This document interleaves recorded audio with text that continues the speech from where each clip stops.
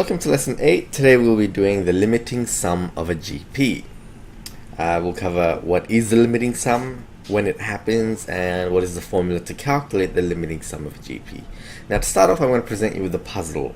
It's a good introduction to the topic, I guess. So a frog wanted to make a journey from one leaf to the next leaf, and the distance between the two leaves was 100 centimeters or 1 meter. We're going to say, let's say 100 centimeters, okay? Now, the frog could jump on the first jump, it could jump 50 centimeters. But then on the next jump, it could jump half of that, 25 centimeters. And then on the following jump, half of 25. So each successive jump is half the previous distance on each successive jump, right? So how many jumps will the frog need to make to reach the second leaf? So the frog jumps 15 meters, and 25, then 12 and a half, and 6.25. And I'm sure you can recognize this is a GP. Now, the total distance covered is the sum of the above GP, obviously, right? If it's jumping first jump, second jump, third jump, the sum of all of these jumps will give us the total distance covered. Now, we've done the formula for that, so a 1 minus r to the n over 1 minus r. If you do 25 over 50, you'll see r is a half, right? a 1 minus r to the n over 1 minus r. Simplify that and you get that 100, 1 minus 1 over 2 to the n. So, in other words, after n jumps, after a certain number of jumps, the frog will have covered that many centimeters. Now, the interesting thing to note is, no matter how large n becomes, the value of 1 minus 1 over 2 to the n, so the 100 remains constant, right? But this value, so 100 times this value will never, will always be less than 1. Okay? You can try it out, and I've actually subbed in a few values for you already. And n 1 minus 1 over 2 to the n. So if you sub in 1, you get half. Sub in 2, you get 0.75. Sub in 3, you get 0.875. Sub in 20, you get 0.9999990. And there's like a bunch of other numbers as well after this, right? And if sub in 30, it's just 0.999, a lot more nines. Now, I guess the key idea is it's getting closer and closer and closer to 1, but it can never be 1. It can never be 1. If you think about it, look at this thing over here. 1 minus 1 over 2 to the n, right? 1 over 2 to the n. Now, 2 to the n, so this thing, in order for that whole thing to reach 100, this needs to be 100 times 1. In other words, this needs to be 1. How can this be 1? Well, if it's 1 minus 0. That would have to be 0 for the whole thing to reach 100. This has to be 0. But that can't be 0. So 1 divided by a really large number is still not 0. Right? It's not going to be 0. It'll be a really small number, but it'll never be 0. Feel free to try it out if you want, but just logically speaking, you have one apple, you're dividing amongst 2 to the n number of people. That can't be 0. You can't, because you have one apple, you're dividing it amongst people. Pretty much someone's always going to have something like really small piece, but it'll be there, right? So in other words, the total distance covered will always be less than 100. So sad face, because the frog will never reach the second leaf.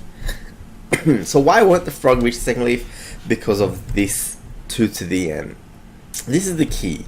Now as n becomes larger, 2 to the n will increase rapidly. It's increasing, really quickly. Therefore 1 over 2 to the n will become small just as rapidly.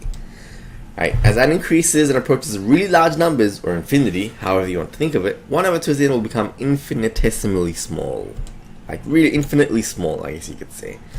Therefore, as n approaches infinity, this is what happens to the expression 100 times 1 minus 1 over 2 to the infinity.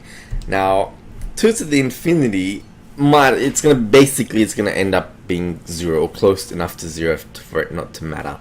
So we say that it's going to sum up to 100 1 minus 0. So if you go infinite number of jumps, if the frog jumps infinite number of times, it'll reach 100. It'll approach 100, I guess. As you approach infinity, the number of jumps total will approach 100. So as n becomes bigger, the sum of that sequence will approach 100. When n is infinity, the sum will be 100.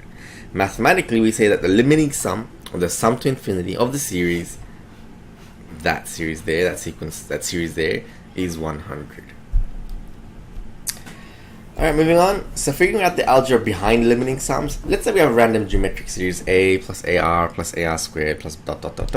The sum of the series is given by that. formula we've done already. As n increases, the only term in that equation that will change is r to the n. Nothing else will really change. If you look at it, that's not going to change as n increases. That's not going to change. That's not going to change. That's not going to change either. The only thing that really changes is this. As n increases, this is the only one with n in it, I guess. The only thing that changes is r to the n. So the question is, when will a limiting sum exist? And what does that have to do with r to the n? Well, the key variable can't be n, because n is the same for all sequences, right? Regardless of what geometric series you're talking about, n will always be 1, 2, 3, 4, 5, 6, 7, 8, and so on. A could be really anything, it won't matter. So the key thing is r. R will determine if a limiting sum exists or not. And I guess the idea is some geometric series will have a maximum value which cannot be exceeded. Like that frog, it can never jump more than 100 centimeters. It's going to approach 100. In fact, it can't even jump 100. It's never going to reach the second leaf, right? Obviously, we've done a lot of geometric series which just keep increasing and keep getting bigger and bigger and bigger, right? So how do we know if we are dealing with a geometric sequence or geometric series that will sum up and never be more than a certain number? And the key here is r. Now, r has to be less than the absolute value of 1. In other words, r has to be between -1 and 1. It can be, 0.9, 0.8, 0.6, 0.5, blah, 0.1. Can't really be 0, right? And you can have negative 0.1, negative 0.2, negative 0.3, negative 0.9, negative 0.9999. If you have that r value, then you will have a limiting sum. Okay, and I'll show you why in a second. This is the only time a limiting sum will exist. So why does a limiting sum exist if -1 is less than r, which is less than 1? Well, because as n approaches infinity, r to the n approaches 0. Because r is a proper fraction, right? Let's say you have, let's say we have 3/4. Let's say as an example, we're going to take 3/4. Now, if you have 3/4 to the power of n, what happens as n gets bigger? 3/4 squared is 9 over 16, which is 0.5625. So to the power of 1, it's 0.75. As soon as we increase n, it becomes smaller and smaller and smaller, right? So as the n increases, the resulting values are becoming smaller. So as n approaches infinity, a 1 minus r to the n over 1 minus r will start to approach 1 minus 0, because this r to the n, as n gets bigger, it starts to become close to 0, as we've seen, right? As we increased n, it came closer and closer to 0. So as n approaches infinity, as n gets really, really big, that is going to become so close to 0, it might as well not matter. So it's going to be like this, a 1 minus 0 over 1 minus r, which is a over 1 minus r. So if r is between these two values, right, then that geometric sum, the sum of that geometric series that you're dealing with, will start to approach this value. Okay, so the limiting sum exists and is given by a over 1 minus r. And that's really the topic, right? A geometric series has a limiting sum of a over 1 minus r only when -1 less than r less than 1. And that's it. That's what you have to memorize. That's what you have to learn. So let's try applying this to some questions. Find the limiting sum of the following geometric series. So you have that geometric series, right? So what's a? A is 54. What is r? R is 2/3. I'm sure you know how to do this. Now, since r is less than is between those two values, there is a limiting sum, and it's given by a over 1 minus r. So we know what a is, we know what r is, sub it in, and the limiting sum is going to be 162. Just simplify it. 162. That, if you add these up and you just keep adding them up, the whole series, it's going to start to approach 162. It will never get bigger than 162. You can try it on a calculator. You're more than welcome to. I encourage you to just experiment a bit, and you'll see that it's never going to get 162. It doesn't matter how many of these series, how many of these terms that you get. It doesn't matter. It won't reach more than 162. Okay, similarly over here, 1 minus 1 over 7 over plus 1 over 7 squared and so on. A is 1, r is 1 over 7. Okay, sum in the values, limiting sum is 7 over 8. If you add these, it says note that it is negative, positive, negative, positive, negative, positive, because r is negative 1 over 7. So if you add all of these together, as many terms as you want, it's going to approach 7 over 8. Now, for what set of values of x will the infinite geometric series 1 minus 2x plus 4x squared blah blah blah have a limiting sum? For what values? Well, a over 1 minus r. We know what a is. Okay. Limiting sum will exist only if it's between these two values, right? So we know the formula, a over 1 minus r. R has to be between there. The value of r in this series is negative 2x. So negative 2x has to be between negative 1 and 1. I guess we don't really need the formula here. You can do it without the formula. In fact, we're supposed to do it without the formula. R in this series has to be between those two values. So sub it in, solve, and you get that. Just simple inequalities, I guess. So in this sort of question, they're going to test you on whether you really understand, when a limiting sum exists, and you will get questions like this. Alright, example 2b, if the infinite geometric series 1 minus 2x plus 4x squared negative 8x cubed has a limiting sum of 3 over 5, find x. So over here we've been given the limiting sum, we need to find x. So the limiting sum is given by a over 1 minus r, and we know what a is, we know what r is from there. So now we just need to write it all out and solve for x.